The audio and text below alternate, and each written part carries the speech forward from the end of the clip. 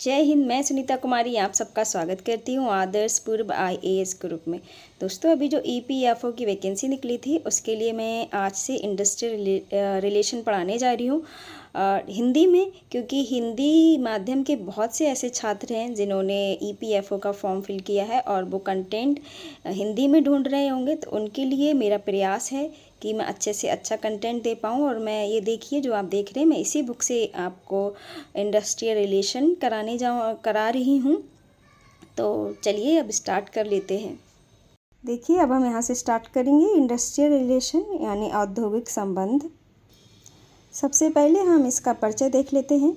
औद्योगिक संबंध यानी इंडस्ट्रियल रिलेशन क्रमशः दो शब्दों उद्योग तथा संबंध यानी इंडस्ट्री एंड रिलेशन से मिलकर बना है, जिसका तात्पर्य ऐसे संबंध से है जो नियोजक और नियोक्ता के बीच किसी उद्योग में पाया जाता है, अर्थात जो नियोजक की शर्तों पर आधारित होता है यानी एम्प्लॉयमेंट कंडीशंस। जैसे क्रिकॉल्डी की पुस्तक के अनुसार कहा गया है, स्पिरिट ऑफ इंडस्ट्री रिलेशन के अनुसार industrial relation refers to that relationship which grow in an industry between labour and management, अर्थात किसी उद्योग के अंतर्गत श्रमिकों और प्रबंधकों के बीच जो संबंध विकसित होता है उसे औद्योगिक संबंध कहा जाता है। क्या कहा जाता है किसको? जैसे जो ये क्रिकॉल्डी की पुस्तक है स्पिरिचुअल ऑफ इंडस्ट्री रिलेशन के अनुसार कहा गया है, किसी उद्योग के अंतर्गत श्रमिकों और प्रबंधकों के बीच जो संबंध विकसित होता है उसे औद्योगिक संबंध कहा जाता है। चलिए अब इसकी परिभाषा देख लेते हैं यानी डेफिनेशन देख लेते हैं। समय तथा बदलती परिस्थितियों के अनुसार सरकार के हस्तक्षेप, बाहरी संगठनों या संस्थानों के प्रभाव के कारण औद्योगिक संबंध की परिभाषा में परिवर्तन देखा गया है।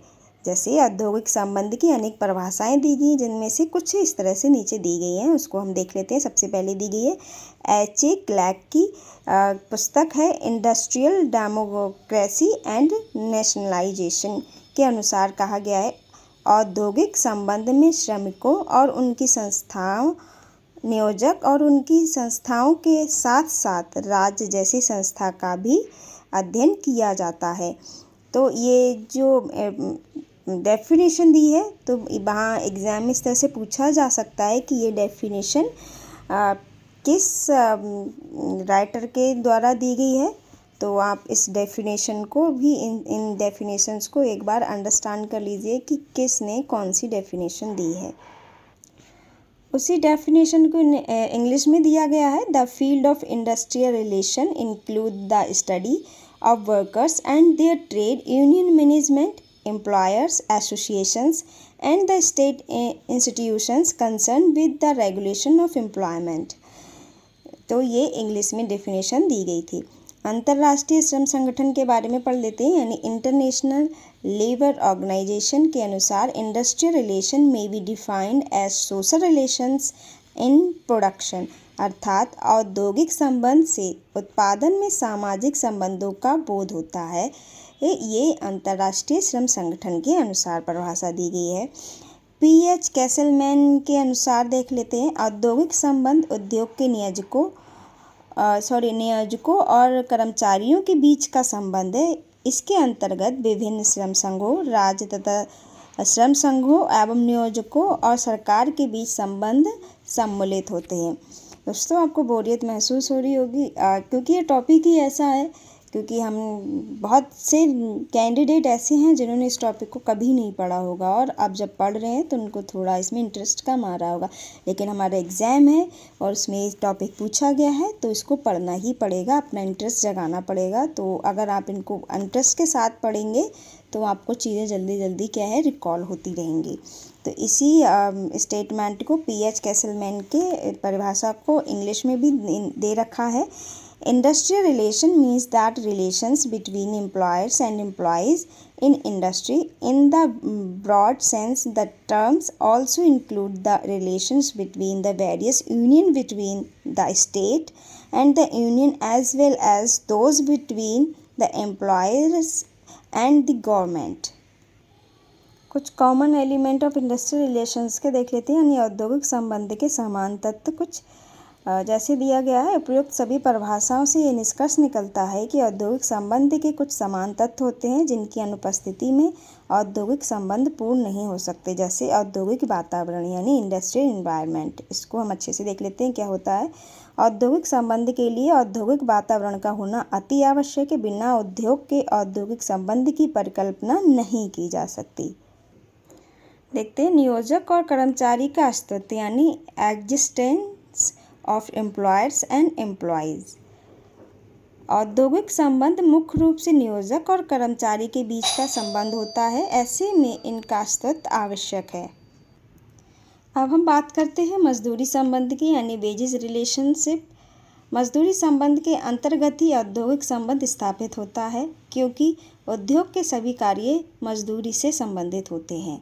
तो ये मजदूरों के वेलफेयर के लिए इंडस्ट्रियल रिलेशन क्या है, क्योंकि अगर मजदूर काम नहीं करेंगे तो मजदूरों के लिए भी किस तरह से उनके साथ व्यवहार होना चाहिए, उनके laws and rules and regulation उनके साथ किस तरह से काम करना चाहिए, उनको किस तरह से सैलरी देनी चाहिए, कितनी छुट्टी देनी चाहिए, ये सब क्या है इंडस्ट्रियल रिलेशन के अंतर्गत आता है।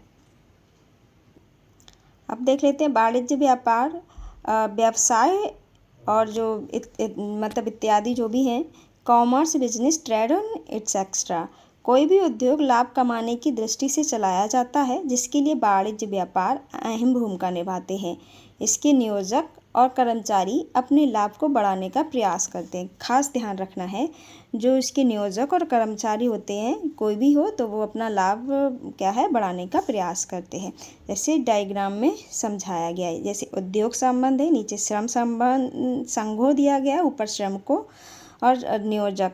तो क्या सबका एक दूसरे से क्या है रिलेशन है। देखिए श्रम संघों का श्रमिकों से, श्रमिकों का श्रमिकों से और नियोजक का श्रम संघों को और श्रमिकों से, सबसे क्या है ये सब एक दूसरे से कनेक्टेड हैं।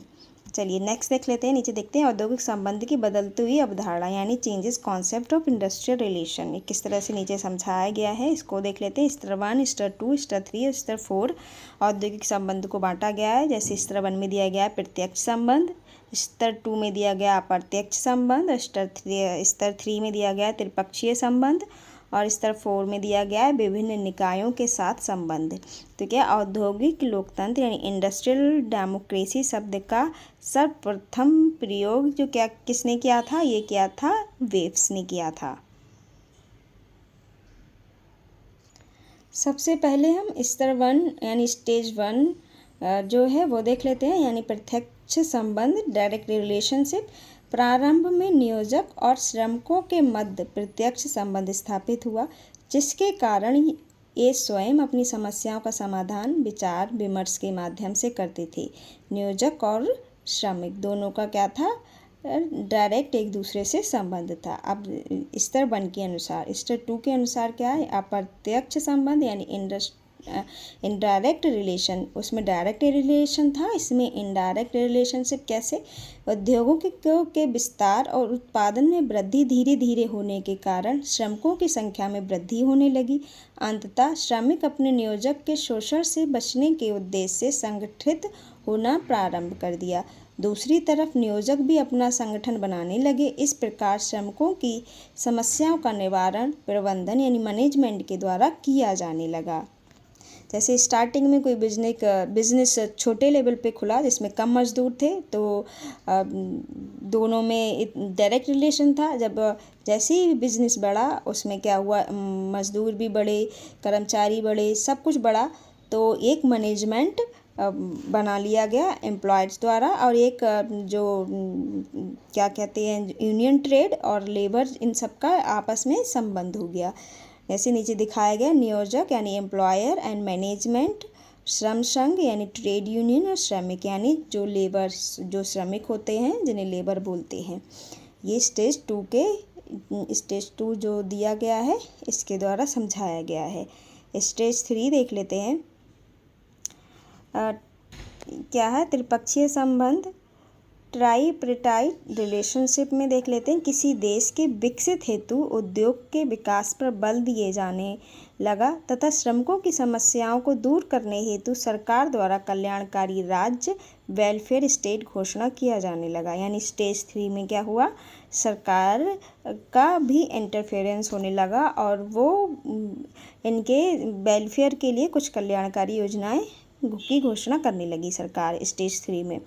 इसके अंतर्गत नए नए श्रम कानून यानी लेबर लेजिस्लेशन पारित किए गए। इस प्रकार उद्योगों में नियोजक और श्रमिकों के साथ साथ सरकार की भागीदारी यानी पार्टिसिपेशन भी अहम हो गई, इसीलिए इसे त्रिपक्षीय संबंध कहा गया। तो अभी क्या है, ये त्रिपक्षीय संबंध है और जो बड़ी बड़ी इंडस्ट्री हैं उनमें क्या है, जो सरकार ने कुछ लेबर लॉज बनाए हुए हैं, श्रम कानून यानी जो वहाँ पे काम करते हैं उनके लिए कुछ कल्याणकारी योजनाएं, जिससे कि क्या है, कंपनी उनका शोषण ना कर सके। स्टेज 4 में देख लेते हैं क्या, विभिन्न निकायों के साथ संबंध यानी रिलेशनशिप विद डिफरेंट बॉडीज़। वर्तमान परिस्थितियों में ये प्रतीत होता है कि औद्योगिक संबंध को प्रभावित करने के अनेक कारक हो सकते हैं। उद्योगों के विकास और औद्योगिक संबंधों की सीमा के विस्तृत होने के अनेक कारण हो सकते हैं, जैसे मजदूर संघ यानी लेबर फेडरेशन, न्यायालय यानी कोर्ट, स्वैच्छिक निकाय यानी वॉलेंट्री एजेंसीज भी इनके औद्योगिक संबंध को प्रभावित करती हैं। इस प्रकार ये कहा जा सकता है कि उद्योग में न केवल नियोजक एवं श्रमिक अपने अपने उद्देश्यों को ध्यान में रखकर एक दूसरे के प्रति सहयोग या मतभेद की भावना रखते हैं, बल्कि ये बाहरी कारणों से भी प्रभावित होते हैं, जैसे नीचे अभी समझाया गया है डायग्राम के थ्रू। इसको हम सेकेंड वीडियो में डिस्क्राइब करेंगे। आज के लिए बस इतना ही। आपको हमारी वीडियो कैसी लगी अपना बहुमूल्य सुझाव देके अवश्य बताएं। और हाँ, अगर अभी तक आपने हमारा चैनल सब्सक्राइब नहीं किया है सो प्लीज़ सब्सक्राइब कर लें, लाइक करें, कमेंट करें, शेयर ज़रूर करें और सबसे ज़रूरी बात, खुश रहिएगा, स्वस्थ रहिएगा। ऑफिसर तो आप बन ही जाइएगा, सबसे पहले अच्छे इंसान बने रहिएगा। धन्यवाद।